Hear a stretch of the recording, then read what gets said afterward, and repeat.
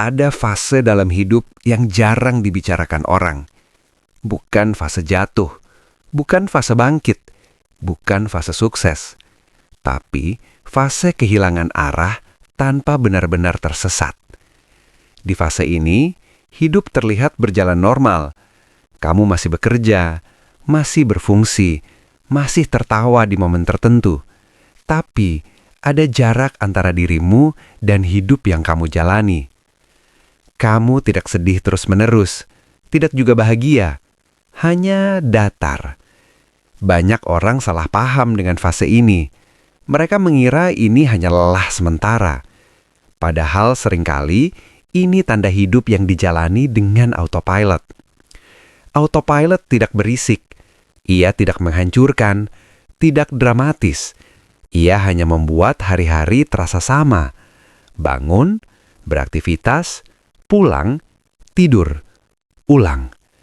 Dan karena tidak menyakitkan, fase ini jarang dianggap masalah. Padahal, justru disinilah banyak hidup perlahan mengecil.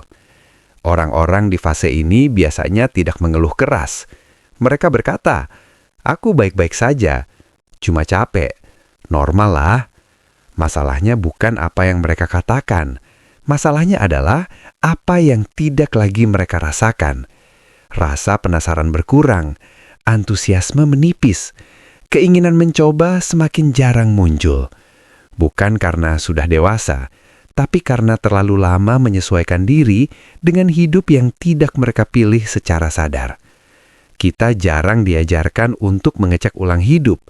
Kita diajarkan untuk bertahan, untuk konsisten, untuk tidak banyak berubah. Stabilitas dipuja, padahal stabilitas tanpa kesadaran hanya bentuk lain dari kebiasaan. Banyak orang bangga karena hidupnya aman, penghasilan tetap, rutinitas rapi, resiko minimal. Tapi mereka lupa bertanya, aman dari apa dan aman untuk siapa? Hidup aman yang tidak pernah ditinjau ulang seringkali aman untuk orang lain, bukan untuk diri sendiri. Di fase ini, kamu mulai berkata, "Dulu aku pengen ini, tapi sekarang ya sudahlah." Kalimat itu terdengar dewasa, padahal seringkali itu kalimat menyerah yang disamarkan. Bukan menyerah karena gagal, tapi menyerah karena terlalu lama menekan suara sendiri. Mari jujur, banyak keputusan hidup tidak diambil karena yakin, tapi karena takut mengecewakan, takut terlihat tidak konsisten, takut memulai ulang. Dan pelan-pelan, kita membangun hidup yang bisa dijelaskan ke orang lain, tapi sulit dibenarkan ke diri sendiri. Ini bukan soal karier saja, ini soal cara hidup, cara memilih, cara bertahan, cara menunda pertanyaan penting. Pertanyaan seperti, apa ini masih hidup yang aku mau? Atau aku hanya terlalu terbiasa?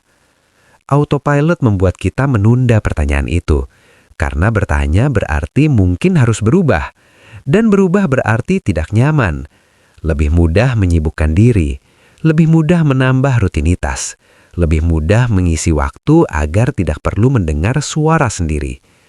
Di titik tertentu, kita menjadi sangat efisien dalam hidup yang tidak kita pahami lagi. Ironisnya, fase ini sering datang setelah sesuatu yang besar, setelah lulus, setelah menikah, setelah dapat pekerjaan, setelah berhasil. Karena setelah target tercapai, kita jarang berhenti untuk bertanya, sekarang mau kemana?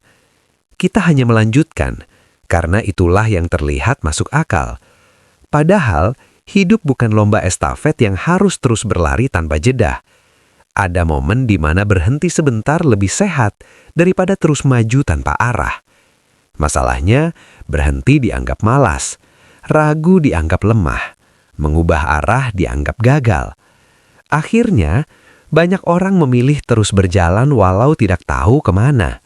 Mereka berharap rasa itu akan hilang sendiri, bahwa suatu hari semangat akan kembali, bahwa makna akan muncul lagi. Kadang iya, seringkali tidak, karena makna jarang datang ke hidup yang tidak diperiksa. Hidup bukan mesin yang rusak lalu tiba-tiba normal. Ia lebih mirip relasi. Kalau diabaikan terlalu lama, ia tetap berjalan, tapi tanpa kedekatan. Di fase ini, yang dibutuhkan bukan keputusan besar, bukan resign mendadak, bukan perubahan ekstrim. Yang dibutuhkan adalah kejujuran kecil. Kejujuran tentang apa yang sudah tidak bekerja, apa yang hanya dipertahankan karena kebiasaan, apa yang sebenarnya sudah ingin ditinggalkan. Ini tidak nyaman, karena kejujuran sering membuka pintu ke perubahan yang selama ini dihindari.